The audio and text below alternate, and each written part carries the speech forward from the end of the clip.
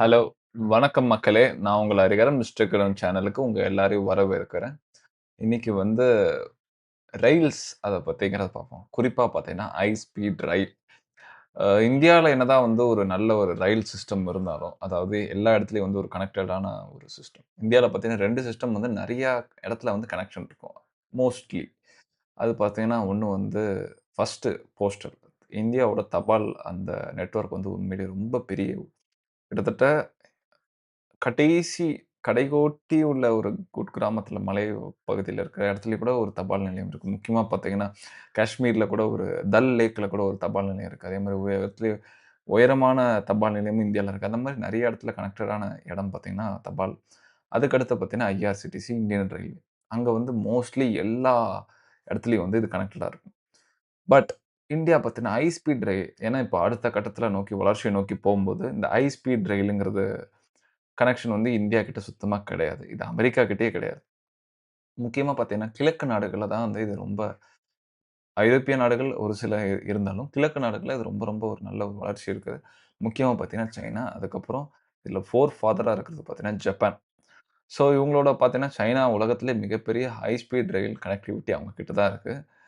அ கிட்டத்தட்ட அங்க வந்து ஒரு 300 கிலோமீட்டர் இல்ல 500 கிலோமீட்டர்ங்கிறது சில மணி நேரத்திலே 1 மணி நேரம், 2 மணி நேரத்தில கூட கவர் பண்ற அளவுக்கு வந்து அவங்க கிட்ட அந்த ரயில்வே நெட்வொர்க் இருக்கு.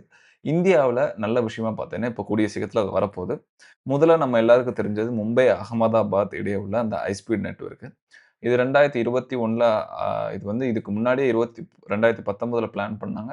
அதுக்கப்புறம் இந்த கொரோனானால தள்ளி போனதுக்கப்புறம் 2021ல குறிப்பா சொல்லணும்னா, அவங்களோட அந்த முதல் தூண், அந்த எலிவேட்டர் காரிடார்ல முதல் தூணுக்கு கான்கிரீட் நிரப்புறது பார்த்தீங்கன்னா, 2021 பிப்ரவரி அன்னைக்கு.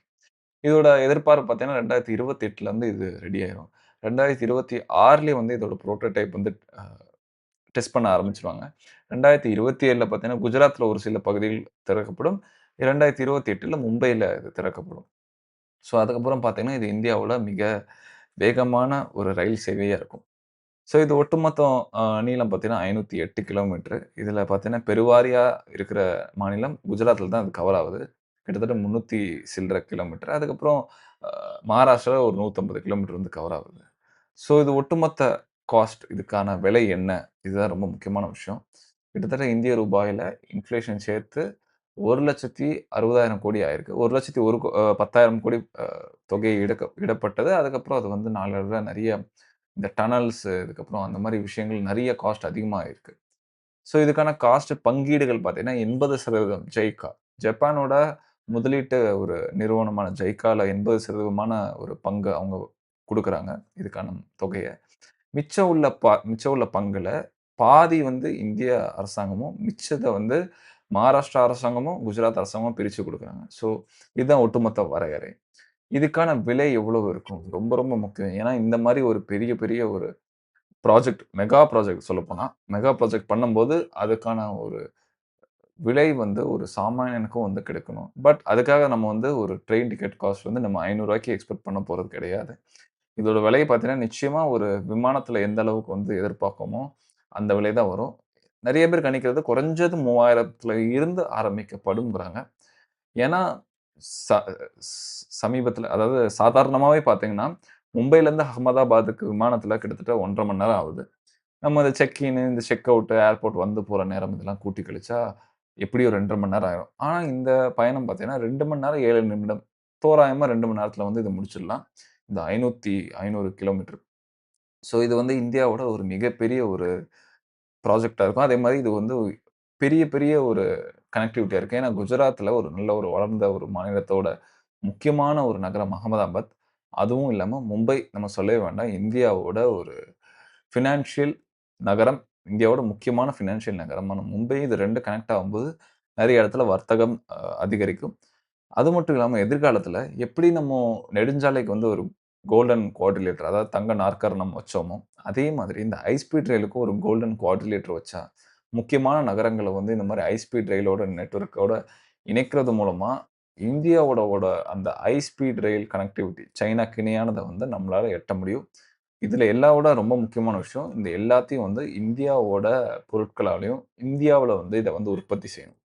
அதுதான் வந்து ஐசிஎஃப் ஓட நோக்கமாவும் இருக்கு. ஏன்னா, அவங்க வந்து எ NHSC அதாவது நேஷனல் ஹை ஸ்பீட் கமிஷன் அது கூட ஜப்பானோட தொழில்நுட்பம், அப்புறம் யூரோப்பியரோட தொழில்நுட்பம்லாம் சேர்ந்து அதிகபட்சமா 280 கிலோமீட்டர் வேகம் போகக்கூடிய ஒரு ரயில் பெட்டிகள வந்து கூடிய சீக்கிரத்தில தயாரிக்கிறதாவும் வந்து அவங்க பேசிக்கிட்டு இருக்காங்க. அதுக்கான பணிகள் இன்னும் ஆரம்பிக்கல. ஆனா, அதுக்கான அந்த ஒரு பிளான்ஸ் வந்து இப்பயே வந்து அடிக்கல அ ஆரம்பிச்சுட்டாங்கன்னு நான் சொல்லுவேன். ஸோ இந்த மும்பை, அகமதாபாத் மாதிரி உதாரணத்துக்கு சென்னை, பெங்களூர்ல ஹைப்பர் லூப் கான்செப்ட் இந்த மாரி நெறைய விஷயங்கள் வந்து புதுசு புதுசா இந்தியா வருது. இந்தியாவுல பிரச்சனைகள் என்னன்னா, இந்த நிலம் கையகப்படுத்துறதுல. ஏன்னா, நம்மள மாரி ஒரு ஹையர் பாப்புலஸ் டென்சிட்டிங்கிறது ரொம்ப முக்கியம். ஜனத்தொகையோட அடர்த்தியும் அதிகமா இருக்கிற இடம். அதுவும் இல்லாம நெறைய இடத்துல விவசாயிகள் நிலங்கள்னால, இந்த மாரி பெரிய பெரிய திட்டங்களுக்கு வந்து இது வந்து ஒரு பெரிய அடிக்கல்லா தடைக்கல்லா இருக்கு. அதனால நெறைய இடத்துல நம்ம வந்து அண்டர் கிரவுண்ட் போம்போது நெறைய செலவுகளும், க அ காலக்கெடுவும் அதிகரிக்கும். ஸோ இதெல்லாம் மனசுல கருதி ஃபியூச்சர்ல வந்து இந்தியாவோட ப்ராஜெக்ட்ஸ் வந்து இன்னும் பெருசா வரும்னு நம்ம எதிர்பார்ப்போம். அதே மாரி உங்களுக்கு இதே மாரி மெகா ப்ராஜெக்ட்ஸ் உலகத்திலேயே சரி, இத பத்தி நான் ஏதாவது பேசணும்னு நீங்க நெனச்சீங்கன்னா, மறக்காம கமெண்ட்ஸ் சொல்லுங்க. இந்த வீடியோ லைக் பண்ணுங்க. நம்ம சேனல் சப்ஸ்கிரைப் பண்ணுங்க. பாய்.